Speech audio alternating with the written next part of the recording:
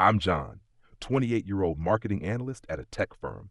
Been here for 3 years, busting my ass every single day. Usually first one in the office at 7 a.m., last one out around 7 p.m. Genuinely love what I do, always looking for ways to improve our campaigns. Work with this woman named Patricia. She's like 42 or something. Been with the company for 7 years. Oh boy, here we go. Patricia is, how do I put this delicately? Exhausting. Not because she's a woman, not because she's older, because literally 50% of her day is spent talking about the patriarchy. The other 50% is split between actual work, maybe 20%, and extended breaks, 30%. I've done the math. I'm good at my job. First time I met Patricia was my second week. Seemed nice enough at first. Oh, another man in the department. What a surprise. Awkward laugh. Don't know how to respond. Just kidding, sweetie. But seriously, this company has a diversity problem. Okay. JP, fast forward 3 years, Patricia has made it her personal mission to educate everyone about gender inequality, which sure, fine, important topic, but maybe not for 4 hours during work time. Patricia, every single Monday morning without fail. Did you all see that article about the gender wage gap? Proceeds to spend 45 minutes discussing it in the break room.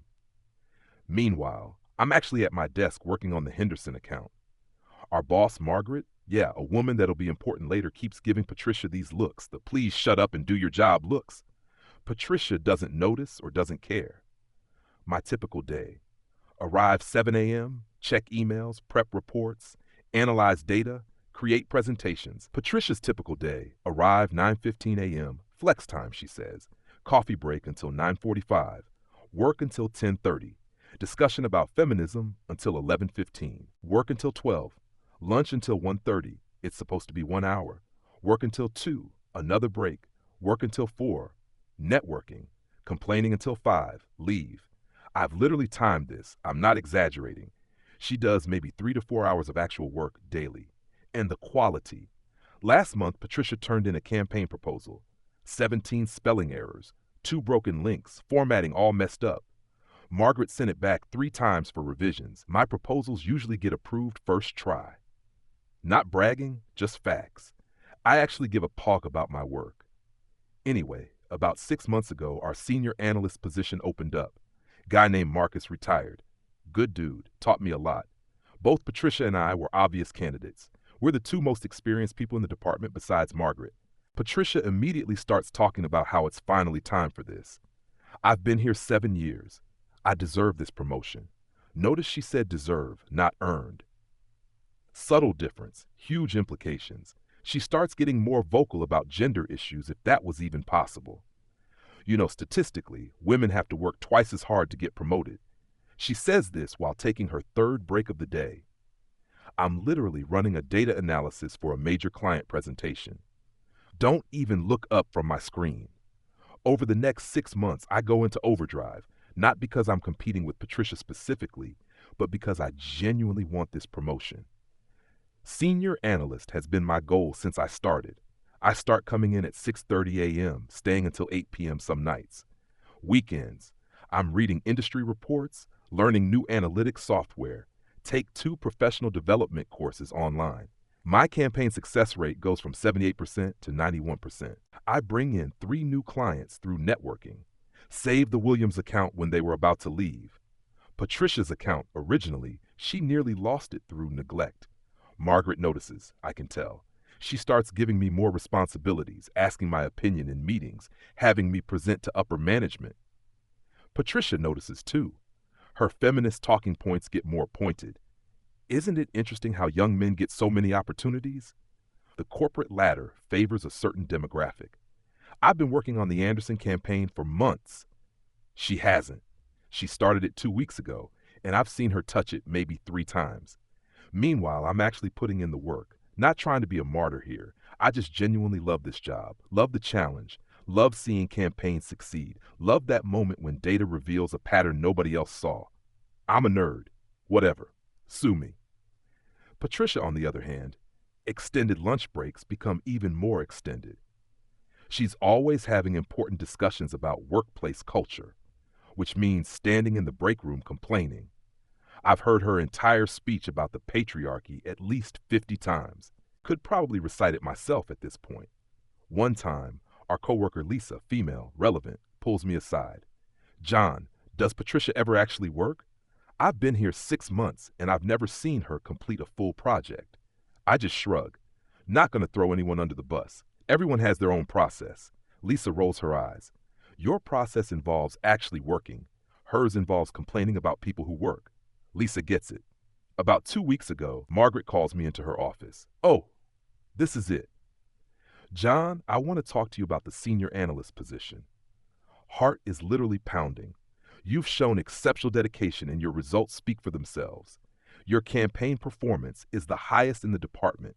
Your client retention is outstanding, and your work ethic is exactly what we need in a leadership role. Trying not to smile like an idiot. I'm recommending you for the promotion. HR needs to approve it, but it should be announced by Friday. Yes. Keep it professional, though. Thank you so much, Margaret. I really appreciate the opportunity. You've earned it, John. Truly. She pauses. I want to give you a heads up, though. Patricia will not take this well. Understatement of the century incoming, I'm sure. I've tried to give her feedback about her performance, but she always deflects to discussions about gender bias. Her work quality has declined over the past 2 years, and her time management is problematic. Margaret looks tired.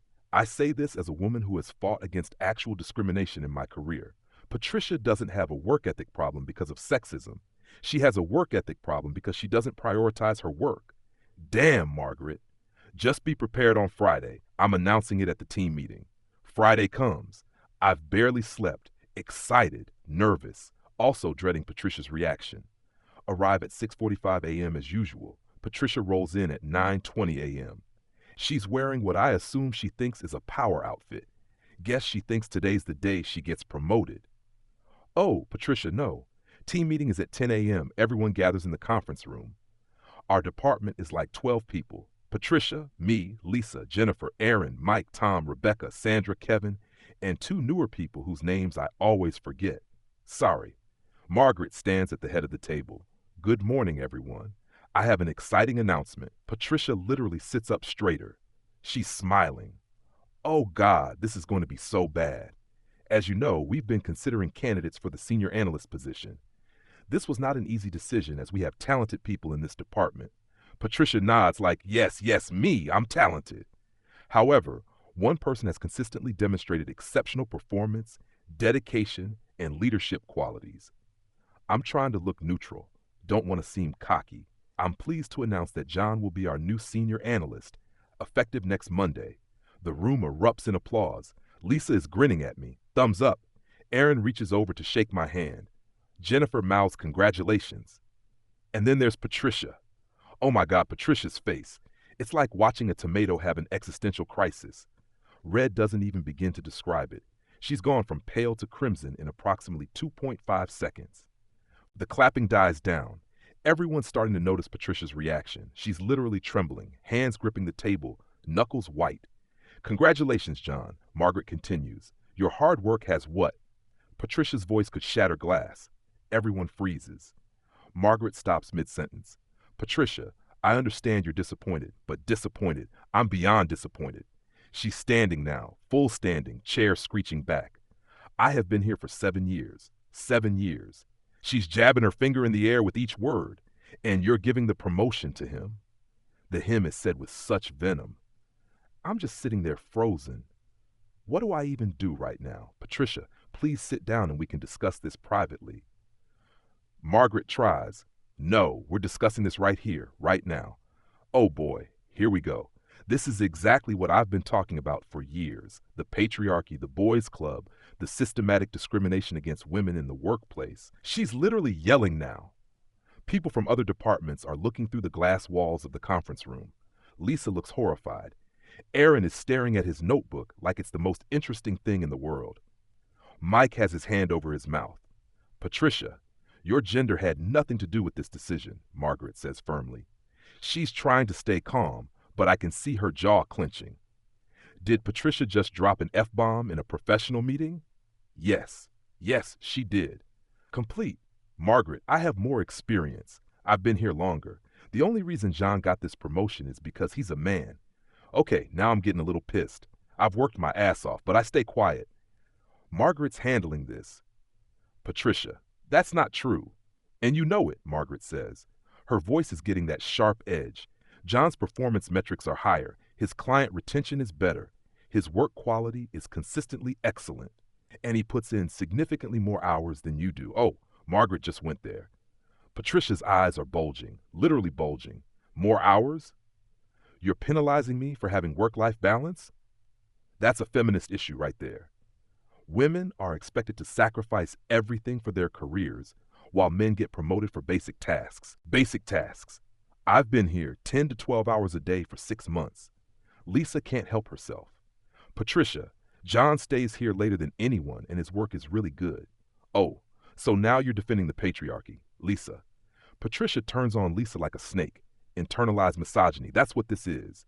You've been brainwashed by the system. Lisa's mouth falls open. I just said he works hard. That's the narrative they want you to believe. Patricia is fully screaming now. Her face is so red. I'm genuinely worried about her blood pressure. Women's work is always devalued. Always. We work twice as hard and get half the recognition. Jennifer quietly. But do you though work twice as hard? Oh, Jennifer just threw gasoline on the fire. Patricia's head whips around so fast. What did you just say to me? Jennifer, to her credit, doesn't back down.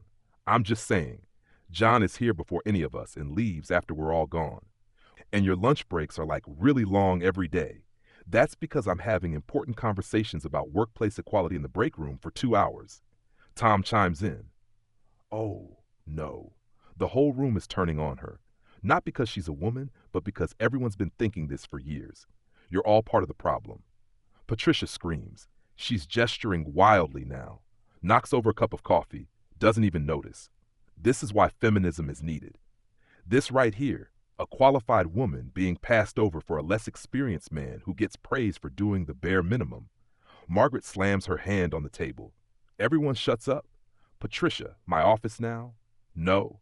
Did she just refuse a direct order? No, Margaret. I'm not going anywhere. This needs to be addressed publicly since you made this announcement publicly. The announcement was a celebration of John's promotion. Your reaction is turning it into something else entirely, Margaret says coldly. Because it is something else. It's discrimination. She turns to me directly. Oh, no, you, John. I look up trying to stay calm. What makes you think you deserve this more than me? Everyone's looking at me. I take a breath. Patricia, I don't want to answer the question. What makes you so special? Okay, gloves off, I guess. I get here at 6:30 every morning. I stay until at least 7 p.m. most nights. I've completed 47 campaigns this year with a 91% success rate. I brought in 3 new clients. I saved the Williams account. I've taken 2 professional development courses on my own time. My work gets approved on the first submission 94% of the time. I do my job, Patricia. The room is dead silent. Patricia's face goes through several emotions. Shock, anger, more anger, rage, then something almost like realization, but then back to rage. So what? So what? Working long hours doesn't mean quality. It means you're inefficient. Grasping at straws now.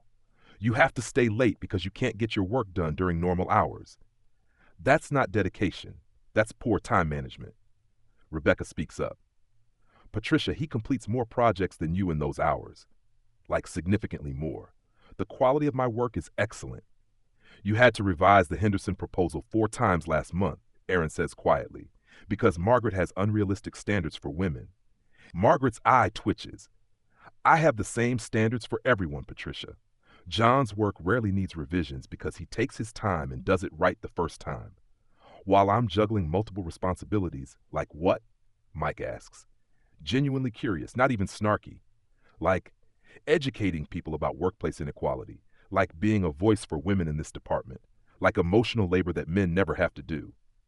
That's not your job, though, Lisa says. Are you kidding me right now, Lisa? Are you kidding me? Patricia grabs her portfolio off the table. I think she's about to leave. Nope, she throws it. Literally throws it. Papers everywhere.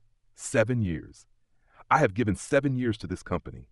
I have fought against discrimination. I have advocated for women's rights. I have tried to make this a better workplace for everyone. And this is how I'm repaid. By being passed over for some golden boy who stays late to kiss ass. Now I'm actually mad. I stand up. Patricia, I've never kissed anyone's ass. I do good work because I care about my job. Oh, how noble. She shrieks, literally shrieks. The humble hard worker, the dedicated employee, while I'm the villain for daring to have opinions about gender equality. No, you're the villain for not doing your job, Jennifer says flatly. Damn, Jennifer. Patricia looks like she's been slapped. How dare you? It's true, though, Tom says. We've all noticed you spend hours every day talking instead of working. Your projects are always late. You take 2-hour lunches. You leave at 5 p.m. sharp every day while the rest of us are still working. Work-life balance. Patricia screams. That's healthy. Just because John has no life outside of work doesn't mean I have a life. I interrupt. Calm, steady. I go to the gym 4 days a week. I see my family on Sundays. I date. I have hobbies. I just also prioritize my career because it's important to me. Those things aren't mutually exclusive. Patricia is breathing hard. Looks like she might cry or explode or both. This is illegal, she says suddenly, voice shaking. This is gender discrimination and I'm reporting it to HR. Please do. Margaret says ice cold. I have documentation of every performance review, every missed deadline, every complaint about your work quality and attendance issues. I also have documentation of John's exceptional performance. I welcome HR's involvement. Oh, damn. Margaret came prepared. Patricia's mouth opens and closes. No sound comes out. She's realizing Margaret has receipts. I also have, Margaret continues, emails from clients praising Jay's work. I have the time log showing his hours. I have his project completion rates. I have everything I need to justify this decision. What do you have, Patricia? Margaret with the knockout punch. Patricia's eyes are watering now. I have loyalty. I've been here 7 years. Yes, you've mentioned that. Margaret interrupts. Tenure alone doesn't earn promotions. Performance does. Results do. Dedication does. John has all of those things. And what do I have? Nothing. My work means nothing. Your work would mean something if you did more of it, Margaret says bluntly. I've never heard Margaret be this direct. She's had it with Patricia. We all have, honestly. Patricia stands there trembling. Mascara starting to run. Everyone's staring. People from other departments are definitely watching through the glass walls now. This is the most entertainment this office has seen in years. You're all against me, Patricia says, voice breaking. Every single one of you because I dared to speak up, because I dared to challenge the status quo. No, Lisa says gently. We're not against you because you spoke up. We're just Patricia. You don't do your work. That's the issue. Just that internalized misogyny. Patricia screams again, back to yelling. The tears are flowing, but she's still raging. All of you, you've been brainwashed. You think if you work hard enough, if you play by their rules, you'll be rewarded. But the system is rigged. It's rigged against women, against anyone who challenges it. I challenged it, and now I'm being punished. You're not being punished, I say quietly. You just didn't get a promotion you didn't earn. Probably shouldn't have said that. Patricia's head turns toward me in slow motion like a horror movie. Didn't earn. Whispered. Oh, didn't. There's the yell. I have a master's degree. I have 7 years of experience. I have knowledge and expertise that you couldn't even dream of. Then why aren't your results better? Margaret asks. Simple question. Devastating effect. Patricia's face crumples. The reality is hitting her. She didn't get the promotion because she didn't deserve it, not because of sexism, not because of the patriarchy, because she doesn't do her job well. I can't work in this environment anymore, she says, voice hollow. I can't work somewhere that doesn't value me, that doesn't respect me.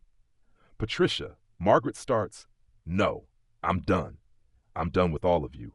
She grabs her phone from the table, starts walking toward the door, turns back, points at me. You enjoy your promotion. Enjoy being the poster boy for mediocrity rewarded by a broken system. I hope you choke on it. Whoa, harsh. She looks at Margaret. You'll be hearing from my lawyer. This is discrimination, and I will not let it stand. My door is open when you're ready to have a rational conversation, Margaret says calmly. Rational? You want rational? Patricia laughs. It's unhinged. Actually scary. There's nothing rational about this. Nothing. She storms out. Slams the conference room door so hard the glass shakes. Everyone watches her grab her purse from her desk. Storm through the office. Slam the main door. Gone. Silence in the conference room. Literally could hear a pin drop. Kevin, one of the quiet guys, breaks the silence. Well, that was insane. Nervous laughter ripples through the room. Margaret sighed deeply, rubs her temples. I apologize that you all had to witness that. This should have been handled differently. Not your fault, Rebecca says. She lost it. Completely lost it, Aaron agrees. Margaret looks at me. John, I'm sorry your promotion announcement was overshadowed by that. It's okay, I say, still kind of in shock. Are you okay? Lisa asks me. Yeah, I didn't expect that level of reaction.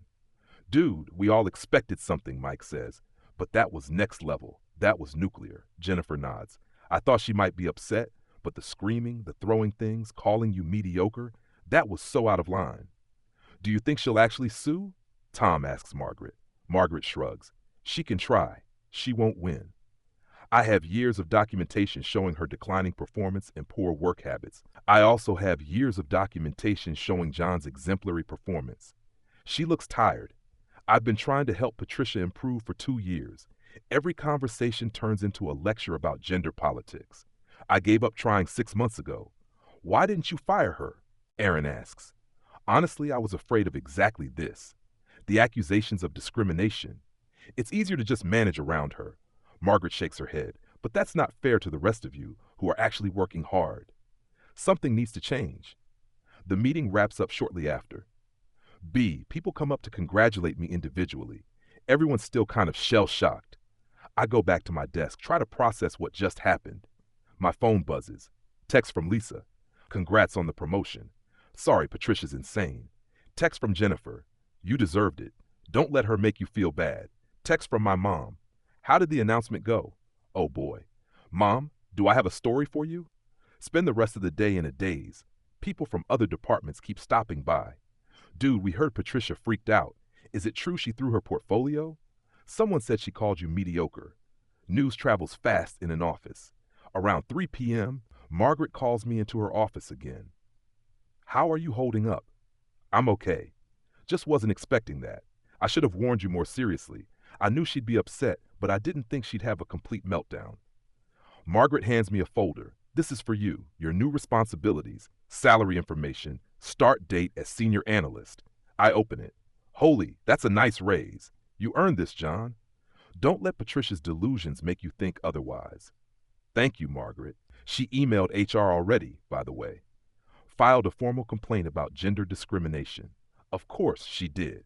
HR wants to interview you next week. Just be honest about your work habits and performance. The documentation speaks for itself.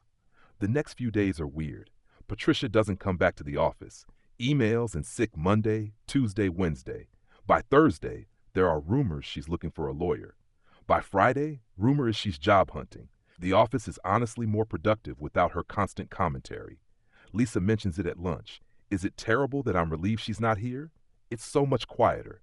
I don't miss the daily lectures about the patriarchy. Jennifer agrees. I just miss the drama. Mike jokes. That was better than reality TV. HR interview happens the following Tuesday. I walk in nervous. It's Helen from HR and some guy from corporate. John, thanks for coming in. We're investigating Patricia's complaint of gender discrimination in the promotion decision. We just want to hear your perspective. I explain everything. My work hours, my project completion rate, my dedication. They ask about Patricia's performance. I'm careful here. Don't want to sound vindictive. I can only speak to what I observed. Patricia seemed to spend a lot of time on non-work related discussions. Her projects often needed multiple revisions. She took extended breaks, but those are just my observations. Helen nods, taking notes. Did you ever feel that Margaret favored you because of your gender? No. Margaret is extremely fair. She's given me feedback when my work wasn't good enough and praise when it was. Same as she does with everyone. The corporate guy speaks up. Patricia claims you were given preferential treatment, including better clients and more opportunities to present to management. I was given those opportunities after proving myself. Margaret started giving me more responsibility about a year ago after I successfully handled the Williams account crisis.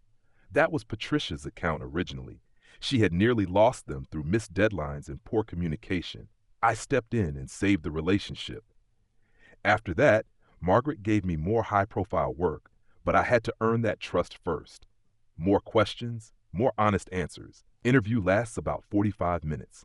Thank you, John. We'll be in touch. 2 weeks later, official email from HR. After thorough investigation, including review of performance records, time logs, project completion rates, client feedback, and interviews with relevant parties, we have found no evidence of gender discrimination in the promotion decision. The decision was made based solely on merit and performance. Patricia emails her resignation the same day. Subject line: hostile work environment. Body of email is 3 paragraphs about the patriarchy, systemic discrimination, and her refusal to work for a company that doesn't value women. Margaret forwards it to the team with one line: Patricia has resigned, effective immediately. Please join me in wishing her well in her future endeavors. Lisa replies all, thumbs up. I start my new role as senior analyst the following Monday. It's everything I hoped it would be. More responsibility, better projects, leadership opportunities. The team is supportive and collaborative. Without Patricia's constant negativity, morale actually improves. We get more work done. People seem happier. 3 months later, Patricia posts on LinkedIn, excited to announce I've joined as a senior diversity and inclusion consultant, looking forward to fighting workplace discrimination and advocating for gender equality. Lisa sends it to our group chat. She found her calling. Jennifer, a job where complaining is the job. Perfect fit. Mike thinks she'll actually work or just talk about working. Me? Not our problem anymore. 6 months into my new role, our department has exceeded targets 3 quarters in a row. I've hired 2 new people, 1 man, 1 woman, both fantastic. Margaret pulls me aside after a successful client presentation. You know, John, I had my doubts about promoting someone so young. Not because of your ability, but because of the potential drama with Patricia. I'm glad I went with my gut. You've exceeded every expectation. Thank you, Margaret. That means a lot. The team respects you. Your work is excellent, and you lead by example. First one in, last one out, but you also encourage work-life balance for others. That's the kind of leader this department needs. Feels good, man. Really good. 1 year later, I get promoted again. Department manager Margaret is moving to VP. She recommended me for her position. This time, no drama. Just a team celebration and genuine congratulations. Sometimes I wonder what Patricia is doing. If she's happy as a diversity consultant, if she ever realized her meltdown was about her own shortcomings, not discrimination, probably not. Some people never learn. They'd rather blame the system than look in the mirror. But that's not my problem anymore. I'm too busy actually working, earning my success one early morning and late night at a time. The way it should be, the way it always should have been. Merit over seniority, results over rhetoric, work ethic over victimhood. And honestly, life's pretty good when you just focus on doing your job well. Imagine that feeling when you realize the real patriarchy was the work we did along the way or something.